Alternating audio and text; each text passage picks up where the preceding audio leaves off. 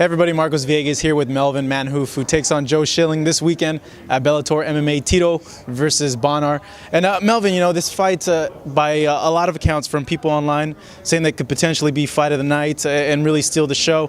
Do you have expectations of maybe that your fight will be fight of the night come on Saturday night? Of course, the expectation is there because we have similar fighting style, high class kickboxing. So you know we're gonna. Joe is coming forward, I'm going forward. So it's gonna be a clash. It's gonna be like fireworks. So maybe it's gonna be like Joe Schilling, Melvin Manhoef. It's gonna be like the fight of Cyborg. So. Do you feel that if this fight were to take place in a kickboxing ring, it would be any different? Or because it's MMA, you not only want to go out there and display your striking skills, but you want to take it to the ground and show how you've improved on that aspect as well? No, it's not a different. I think we're gonna both stand on our feet. I think it's a kickboxing match. I think in the cage. So with smaller gloves, everybody said that. So you know. Yeah, it's going to be hard. You know, looking at the fight and looking at your opponent, he's a lot taller than you. But what do you feel that he's not really expecting from you and things overall in general that people underestimate about you when you step in to either a kickboxing fight or an MMA fight? Yeah, this is always what I have, you know. I'm very tall.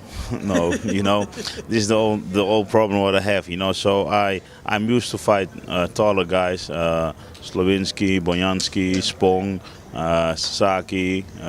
You know, you can name them. They are top level guys, more than 100 kilos. You know, so I'm used to it.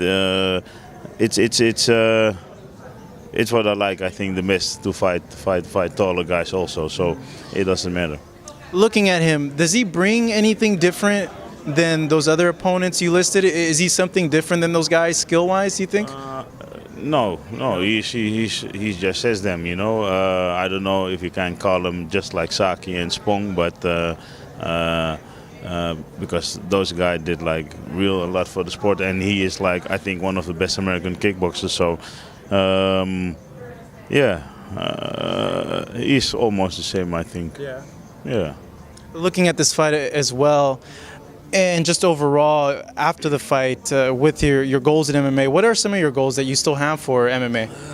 One of my goals become champion of Bellator. Yeah. This is one of my goals, and this is the primary goal now. So this is what I have to do my focus on. And as I think that my next fight is going to be a title fight, because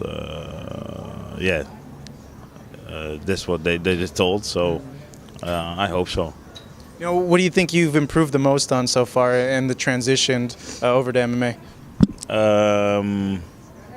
Yeah, improved. You know, I'm gonna be honest. You know, I train a little bit in MMA. I'm getting better, of course. You know, but it's still not enough, you know, because if you do two things, it's hard, you know. When you have a kickboxing match, you don't want to mess up with MMA because you stand different, and yes, everything is very different.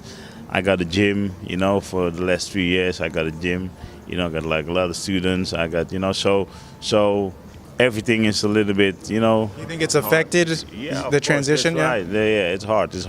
Because otherwise, if you don't have so much things, you know, you can focus and put your mind on one thing, you know.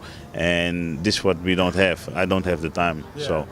But I do pretty well. So yeah, you're doing pretty good for not being able to focus 100%. Do you think you'll be able to?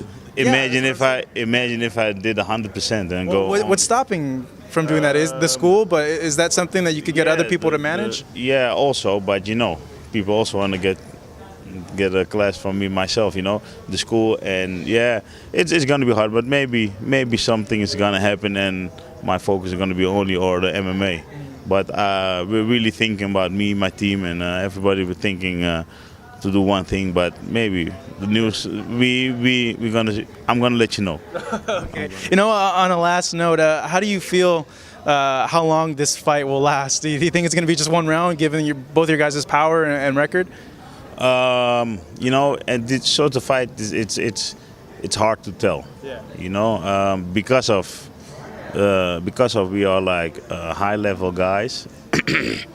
I think the first round could be like very looking out and touching each other, or it could be bang all the way immediately. And then, yeah, I don't know, it's going to be like the three times 5 minutes, you know, but if it is, it's going to be, you know, that's the more joy the fans have, you know. So. But do you have a feeling that you can knock him out?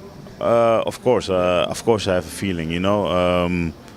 I always fight and I search for a knockout. You understand? This is always what we do, you know, because this is fighting. And yeah, if I have 30 knockouts or 29 knockouts in 30 fights, you know, then the chance that I can knock him out is also at the 31 fight, I think, you know. So, but I'm not looking for that. I'm looking to fight an awesome fight for the fans, and the knockout will come by itself. Well, we can't wait. It happens this Saturday. The man right next to me taking on Joe Schilling, and probably the only guy with calves that I've seen that are almost as big as my head. The only other guy I've seen with those big calves is Manny Pacquiao. But Melvin, good luck, and we'll see you on Saturday, all right? The man right next to me taking on Joe Schilling. Bellator MMA.